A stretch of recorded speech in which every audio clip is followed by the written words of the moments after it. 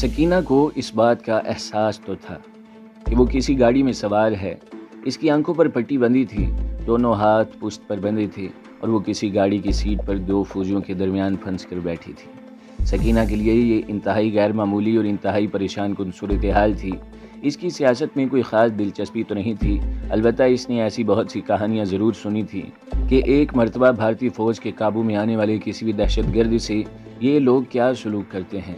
ارد گرد کے دیہاتوں سے اس کے گاؤں تک ان مسخ شدہ گمنام لاشوں کی کہانیاں پہنچ جایا کرتی تھیں جو ان دیہاتوں کے گرد کسی کوڑے کے ڈھیر پر پائی جاتی تھیں۔ ان لاشوں کی تصاویر مقامی اخبارات میں شائع ہوتی تھیں اور انہیں ایک نظر دیکھنے کے بعد ایسا گمان ہوتا تھا کہ انہیں یا تو جنگلی جانور کھانے کے بعد چھوڑ گئے ہیں یا پھر انسان نما درندوں نے ان کے جسم کے ایک ایک بند کو کاٹا ہے، ان کی ایک ایک ہڈی کو توڑا ہے اور انہیں ملنے کے بعد یہاں پھینک گئے ہیں۔ کیا میں بھی، اس نے سوچا۔ حیرت انگیز طور پر سکینہ نے محسوس کیا کہ وہ گھبراہٹ کا شکار ضرور تھی لیکن خوفزدہ نہیں تھی۔ نہ جانے کیوں اسے یوں محسوس ہو رہا تھا جیسے کوئی نادیدہ قوت اچانک اسے ان بلاؤں کے خونی پنجوں سے چھین کر لے جائے گی۔ وہ تمام راستے دل ہی دل میں قرآنی آیات جتنی بھی اسے ازبر تھی کا ورد کرتی جا رہی تھی۔ اس کی نانی نے بچپن میں بتایا تھا کہ آیت الکرسی پڑھنے سے سب بلائیں بھاگ جاتی ہیں اور وہ اب تک یہی سمجھ رہی تھی کہ آیت الکرسی کے مسلسل ورد سے شاید یہ بلائیں بھی بھاگ جائیں، لیکن یہ اتنا آسان نہیں تھا۔ جلد ہی اسے گاڑی رکنے کا احساس ہوا اور گاڑی رکتے ہی کسی نے اس کو سر کے بالوں سے پکڑ کر اسے زور سے جھٹکا دے کر گاڑی سے نیچے پھینک دیا۔ سکینہ کو یوں لگا جیسے اس کے سارے بال پکڑنے والے کی مٹھی میں آ گئے ہوں۔ اس کے بال بہت لمبے اور گھنے تھے، اسے اپنے بالوں سے بہت محبت تھی اور ان کی سنبھال کے لیے اپنی نانی کے بتائے نسخے بھی اس کے زیر استعمال رہتے تھے۔ جب وہ بال گوند کر چوٹی باندھتی تو یہ چوٹی اس کے قدموں کو چھوا کرتی تھی۔ اس کی سکھی سہیلیاں اس کے لمبے بالوں کی بطور خاص تعریف کیا کرتی تھی۔ زمین پر وہ منہ کے بل گری تھی اور اسے یوں محسوس ہوا جیسے اس کا منہ کسی پتھر سے ٹکرایا ہو۔ بے ساختہ اس کی زبان سے ہائے نکلا۔ دوسرے ہی لمحے کسی مضبوط ہاتھ نے اسے بازو سے پکڑ کر کھڑا کر دیا اور اب وہی اسے قریباً گھسیٹتا ہوا لے جا رہا تھا۔ سکینہ کو اپنے بازو میں اس کے ہاتھوں کی انگلیاں دھنسنے کا احساس ہو رہا تھا اور وہ اس کے ساتھ گھسیٹتی چلی جا رہی تھی۔ اس سفر کا اختتام بمشکل 2 منٹ بعد ہو گیا جب اسے کسی کمرے کا دروازہ کھلنے کی آواز سنائی دی اور کسی نے اسے دوبارہ اندر دھکا دیا۔ اس مرتبہ وہ کسی دیوار سے ٹکرا کر گری تھی۔ اس کے منہ سے مسلسل ہائے ہائے نکل رہی تھی۔ اس مرتبہ اسے زمین سے اٹھانے والے نے سر کے بالوں سے پکڑ کر اٹھایا تھا جس سے زوردار چیخ اس کے منہ سے نکلی اور دوسرے ہی لمحے کسی نے اس کی آنکھوں پر بندھی پٹی کھول دی۔ سکینہ کو چند لمحوں کے لیے تو یوں لگا جیسے وہ اندھی ہو گئی ہو۔ جلد ہی اس کی آنکھیں دیکھنے کے لائق ہوئیں۔ کمرے میں ایک کونے میں میز کے گرد 3-4 کرسیاں پڑی تھیں جبکہ وہ مخالف سمت کی دیوار سے لگی کھڑی تھی۔ اس کے دونوں طرف 2 خواتین کھڑی تھیں جن کو ایک نظر دیکھنے سے سکینہ کو اندازہ ہو گیا تھا کہ یہ عورتیں نہیں ڈائن ہیں، جن کی شکل ضرور عورتوں جیسی ہے۔ سامنے کرسی پر کوئی کرخت چہرے والا فوجی افسر اپنی دونوں ٹانگیں پھیلائے بیٹھا تھا اور ایک کونے میں ایک فوجی جس کے ہاتھ میں گن پکڑی اس کی طرف تان رکھی تھی۔ کون ہو تم؟ مجھے یہاں کیوں لائے ہو؟ سکینہ نے چیختے ہوئے پوچھا۔ جواب میں اسے زوردار شیطانی کہے سننے کو ملے۔ تجھے نہیں معلوم؟ فوجی افسر نے اسے گالی دے کر کہا۔ سکینہ کا خون کھول اٹھا لیکن وہ کچھ کر نہیں سکتی تھی۔ مجھے کچھ نہیں پتا، اس نے غصے اور درد کی اذیت سے چلاتے ہوئے کہا۔ اچھا کچھ نہیں پتا تجھے؟ فوجی افسر نے اپنے ہاتھ میں پکڑی چھوٹی سی اسٹک سے اس کی ٹھوڑی کے نیچے کا چوکا لگایا۔ سر جی بیچاری بڑی معصوم لگتی ہے، اس کے دائنی طرف کھڑی ڈائن نے دانت نکالتے ہوئے کہا۔ ہاں اس بیچاری کو تو یہ بھی معلوم نہیں اسے یہاں کیوں لایا گیا ہے، فوجی افسر نے طنزیہ لہجے میں کہا، حالانکہ اسے خود بتانا چاہیے تھا، شاید بھول گئی ہے۔ آف کورس سر ڈائن نے اس طرح سسکاری بھری جیسے اسے طویل عرصے بعد کسی انسان کا خون پینے کا موقع ملا ہو۔ اس سے پہلے کہ سکینہ کو کوئی بات سمجھ آتی اچانک اسے اپنے گالوں پر انگارے سلگنے کا احساس ہوا۔ اس ڈائن نے سکینہ کے خوبصورت گالوں پر زوردار تھپڑوں کی برسات کر دی۔ سکینہ کو اپنے گال جلنے اور دماغ پھٹنے کا احساس ہوا۔ اس کا منہ خون سے بھرنے لگا تھا اور اس پر تکلیف سے غشی کسی کیفیت طاری ہونے لگی جب اچانک ڈائن نے اس کے بال پکڑ کر جھٹکا دیا۔ کچھ یاد آیا جانے من؟ اس نے سکینہ کو لذت بھری لہجے میں اس طرح مخاطب کیا جیسے ڈائن کسی آدم ذات کا خون بہنے کے بعد لذت کی کیفیت سے سرشار ہو گئی ہو۔ سکینہ سسکیاں لے رہی تھی، اس کے منہ میں موجود خون ہونٹوں سے رسنے لگا تھا۔ اس کے خوبصورت گلابی گال دکھتے انگارے دکھائی دے رہے تھے۔ اپنے قدموں پر کھڑے رہنا اس کے لیے ناممکن ہو رہا تھا۔ ابھی تک اس کے ہاتھ پشت کے پیچھے بندھے تھے۔ سکینہ لڑکھڑا کر گر پڑی تھی۔ بیچاری بہت کمزور ہے، دوسری ڈائن نے تمسخر اڑایا۔ طاقت تو اسے دینی پڑے گی، پہلی ڈائن نے کہا۔ دونوں مسکراتے ہوئے اس پر نظریں گاڑے فوجی افسر کے اگلے حکم کی منتظر تھیں جو اب سکینہ کے نزدیک آ گیا تھا۔ کھڑی کرو اسے، اس نے ڈائنوں کو حکم دیا، جنہوں نے دونوں بازوؤں میں انگلیاں گاڑ کر اسے زمین سے اٹھا کر کھڑا کر دیا۔ ہاتھ کھولو اس کے، اگلا حکم موصول ہوا۔ ایک ڈائن نے اس کے ہاتھ کھول دیے۔ تکلیف اور احساس ذلت سے سکینہ کا سارا جسم کپکپا رہا تھا۔ تمہارا باپ کون ہے؟ تم کون ہو؟ ہمیں اس سے کچھ لینا دینا نہیں ہے۔ ان عورتوں کو اچھی طرح دیکھ لو، یہ تمہارے جسم کی ایک ایک بوٹی نوچ لیں گی اور تمہارا ڈھانچہ ہم جنگل میں جانوروں کے سامنے پھینک دیں گے، جس کے بعد تمہارا نام و نشان مٹ جائے گا۔ زندہ رہنا چاہتی ہو تو سچ سچ سب کچھ بتا دو۔ ہمیں علم ہے تم پڑھ لکھ سکتی ہو، یہ کاغذ اور قلم موجود ہے، صاف صاف اور سچ سچ لکھ دو، ورنہ یاد رکھنا جو سلوک تمہارے ساتھ ہونے والا ہے وہ تمہارے سارے گھرانے کے ساتھ ہوگا، کیونکہ ہم دیش کے غداروں کو کبھی معاف نہیں کیا کرتے۔ اس نے اپنی بات ختم کر کے مسکراتے ہوئے سکینہ کی طرف دیکھا۔ سمجھ آ گئی نا سر کی بات کی؟ ڈائن نے اس کے بالوں کو جھٹکا دے کر کہا۔ اسے پانی شانی پلاؤ اور مجھے 1 گھنٹے بعد رپورٹ دو، افسر نے عجیب سے لہجے میں کہا۔ Okay sir. ڈائنوں کی ایڑیاں بجانے سے اندازہ ہوتا تھا کہ وہ تربیت یافتہ فوجی ہیں اور شاید انہیں اس کام کے لیے رکھا گیا ہے۔ ایک ڈائن نے میز کی دراز سے کچھ کاغذ جو پہلے سے ایک پیڈ پر لگے تھے اور ایک قلم اسے دے دیا۔ اتنی دیر میں ایک اور فوجی پانی کا گلاس لے کر اندر آ گیا۔ بڑی خوش قسمت ہے کہ تجھے پانی مل رہا ہے، ورنہ ہم مرتے دم تک کسی کے منہ کو پانی نہیں لگنے دیتے۔ ہم جا رہے ہیں، اگر تو نے آدھے گھنٹے میں سب کچھ لکھ کر نہ دیا تو یاد رکھنا، ایک ڈائن نے اسے پھاڑ کھانے والے لہجے میں کہا، اور دونوں وہاں موجود فوجی سمیت باہر نکل گئے۔ سکینہ جانتی تھی کہ دروازے کے باہر وہ لوگ موجود ہوں گے۔ بھارتی فوج کا دوسرا بریگیڈ 3، 4 اور 4، 5 کے واقعات کے بعد 5، 6 جولائی کو اپنی زخم چاٹتا رہا۔ اس روز وہ کوئی کارروائی نہ کر سکے۔ 6 جولائی کو علی صبح انڈین ایئر فورس معراج 2000 کے ساتھ حملہ آور ہوئی۔ معراج 2000 مارٹر پوزیشن پر اونچی پرواز کرتے ہوئے پریسمن گائیڈڈ میزائل داغتے رہے اور شام ڈھلے دشمن 3 بٹالین کی نفری کے ساتھ شدید توپ خانے کی گولہ باری کی آڑ میں حملہ آور ہوا۔ دشمن مراد اور قادر پوزیشن سے قریباً 35 گز کے فاصلے پر پہنچ گیا، لیکن یہ زمینی نہیں پہاڑی جنگ تھی، جہاں ایک ایک گز کی مارکہ آرائی اپنے نتائج برآمد کرتی تھی۔ مراد بیگ زخمی ہو چکے تھے۔ 6-7 کی درمیانی رات حوالدار لالک جان کی سپاہ پر قیامت ڈھاتی آ رہی تھی۔ لالک جان اور ان کے 12 ساتھی بے جگری سے دشمن کی 1 بٹالین کی پیش قدمی روکے ہوئے تھے۔ یہ وہ پوزیشن تھی جو نائک عبد القادر نے قائم کی تھی اور جو 12 جون کو دشمن کے توپ خانے کی زد میں آ کر شہید ہوئے تھے۔ انہیں دفاعی کام میں بڑھ چڑھ کر حصہ لینے اور ثابت قدمی کے ساتھ اپنے توپ خانے کا فائر گرانے پر تمغہ جرت عطا کیا گیا۔ لالک جان کے 13 جوانوں نے رات 3-4 جولائی سے 6 جولائی تک دشمن کے برگیڈ حملے کو روکا، بلکہ شدید جانی و مالی نقصان سے دوچار کیا۔ ایک نان کمیشنڈ آفیسر کی زیر کمان ایک بہت اہم ذمہ داری اور ایک بہت بڑی آزمائش تھی۔ ہیوی آرٹری فائر دشمن 35 گز پر، لیکن ان جان نثاروں کی قوت ارادی میں کمی نہ آئی۔ لیفٹیننٹ وسیم شفیق جو ندیم پوزیشن پر محمد علی کے ساتھ اسے فوری طور پر لالک جان کی پوزیشن کو مزید نفری کے ساتھ مستحکم بنانے کے احکامات دیے گئے۔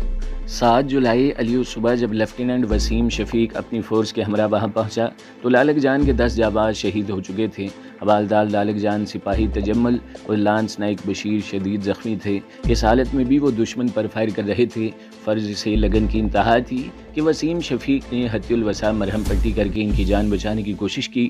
دشمن فوج کا دباؤ جاری تھا۔ اس کشمکش میں دشمن فیکٹ میزائل بھی فائر کر رہا تھا اور مشین گنوں کا بھی بے دریغ استعمال کر رہا تھا۔ میزائل پھٹنے سے یہ تینوں زخمی زخموں کی تاب نہ لا کر شہید ہو گئے۔ بلند حوصلہ فورس اور اس کی قیادت آخری سانس تک لڑی۔ 4 راتوں تک دشمن کے بریگیڈ حملے کو روکے رکھا۔ حوالدار لالک جان نے ذاتی مثال سے قیادت کی اور آخر میں منزل مراد پا گئے۔ ایک NCO کی قیادت میں آخری سانس تک دفاع پاک فوج کی تاریخ کا سنہری باب ہے۔ پرعزم ارادے، ثابت قدمی، ہمت و استقلال، بہادری و جرت کے اعتراف میں حوالدار لالک جان شہید کو نشان حیدر اور سپاہی تجمل کو تمغہ بصالت، صوبیدار محمد رشید شہید کو ستارہ جرت، سپاہی غلام مہدی شہید کو تمغہ جرت، سپاہی معروف حسین کو تمغہ جرت، سپاہی نرسنگ محمد بشیر کو تمغہ جرت اور کیپٹن سید احمد عباس کو امتیازی سند عطا کی گئی۔ کیپٹن ساجد حسین نے مراد پوسٹ پر مثالی قیادت کی اور 8 جولائی کو دشمن کے ہوائی حملے میں شہید ہوئے۔ 3 ڈاکٹر کیپٹن ریحان بشیر امتیازی سند، کیپٹن الیاس اور کیپٹن کامران کی پیشہ ورانہ مہارت، لگن و محنت، جرت و بہادری بھی قابل دید تھی۔ کرافٹ مین محمد اکرام EME نے دفاع کے دوران حسین پوسٹ پر 27 جون کو شہادت کا رتبہ حاصل کیا۔ صوبیدار میجر سعد ملوک کو اعلیٰ کارکردگی پر چیف آف آرمی اسٹاف کی تعریفی سند ملی۔ ہر وہ بہادرانہ عمل جو CO علم میں تھا اسے سراہا گیا، لیکن جنگی دھند میں بہت سے جانبازوں کے کارنامے آنکھوں سے اوجھل رہے۔ کاشف دفاعی پوزیشن کے ان 22 جوانوں کے جن پر بھارتی توپوں نے 30,000 گولے داغے، لیکن انہوں نے دشمن کی 2 بٹالینز کو شکست دی۔ ان شیر دل مجاہدوں کی جنہوں نے اپنی جان پر کھیل کر کاشف دفاعی پوزیشن کا محاصرہ توڑا، جن پر دشمن توپ خانے کے 1200 گولے 5 منٹ کے اندر برساتا رہا۔ قادر دفاعی پوزیشن کا دفاع کرنے والے 13 جانبازوں کی جو آخری سانس تک لڑے اور جن پر دشمن کی حملہ آور بٹالین کے مطابق صرف فائر بیس سے 1,05,000 میڈیم مشین گنوں کی گولیاں، 6,038 آٹومیٹک گرینڈ لانچر کے grenades, 84 mm anti tank rockets, 1 میلان اور 5 فیکٹ میزائل کی بوچھاڑ کی گئی۔ دشمن کی ایک رائفل کمپنی نے اوسط ایک فرسٹ لائن اور 12 سیکنڈ لائن ایمونیشن صرف کیا اور پھر بھی ہماری اس دفاعی پوزیشن پر قابض نہ ہو سکا۔ 11 سندھ کو 7 آزاد کشمیر بریگیڈ کا حصہ بنایا گیا۔ اس بریگیڈ نے 3 جولائی کو محاذ جنگ کی طرف کوچ کا آغاز کیا۔ 5 جولائی کو جگلوٹ سے انہوں نے دوسرے روز درہ برزل عبور کیا۔ 24 سندھ ڈومیل سیکٹر میں تعینات تھی۔ جولائی کے پہلے ہفتے میں انہیں دشمن سے آمنے سامنے ٹکر لینے کی سعادت نصیب ہوئی۔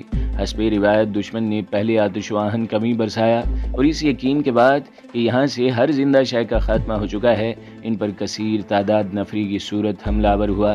یہاں 3 بنکر تھے جن میں سندھ کے یہ جانباز مورچہ بند تھے۔ پہلے 2 بنکروں پر تو دشمن نے قبضہ کر لیا کیونکہ یہاں مقابلہ کرنے والا کوئی زندہ نہیں بچا تھا، جبکہ تیسرے بنکر میں 2 سندھی جوان ڈٹ گئے۔ 3 دن تک یہ شیر دل بھوکے پیاسے دشمن کے سامنے آہنی دیوار بنے رہے۔ ان تک رسد پہنچانے کی ہر کوشش دشمن ناکام بنا دیتا تھا۔ چوتھے روز صوبیدار رمز گل نے 3 جوان ساتھ لیے، بند خوراک کے ڈبے اور پانی کی بوتلیں لے کر ان کی مدد کو شہادت گہے الفت کی طرف گامزن ہوئے۔ دشمن کی تواکن گولہ باری سے بچتے بچاتے کسی نہ کسی طرح رمیز گل اور ان کے ساتھی لجپال پوسٹ تک پہنچ گئے۔ یہاں چند گھنٹے سستا کر انہوں نے بنکر کی طرف بڑھنے کا عزم کیا۔ ابھی راستے میں ہی تھے کہ ایک گولہ پھٹا جس نے صوبیدار رمز گل کو شدید زخمی کر دیا اور ان کے ساتھیوں نے بوتل کھول کر پانی کا گھونٹ حلق میں انڈیلنے کی کوشش کی تو رمز گل نے پانی پینے سے انکار کر دیا۔ ان کا کہنا تھا، جانے کب سے میرے جوان بھوکے پیاسے زخمی حالت میں لڑ رہے ہیں، میں پانی کیسے پی سکتا ہوں؟ بوتل کا ڈھکن بند کر کے صوبیدار رمز گل رینگتے ہوئے اپنے جوانوں کو پانی اور راشن دینے جا رہے تھے جب ایک گولہ ان پر گرا اور آپ نے موقع پر جام شہادت نوش کر لیا۔ اس نوعیت کی مثالیں قرون اولیٰ کی تاریخ میں شاید ہی ملتی ہوں، عسکری انسانی تاریخ میں کم ہی دکھائی دیتی ہیں۔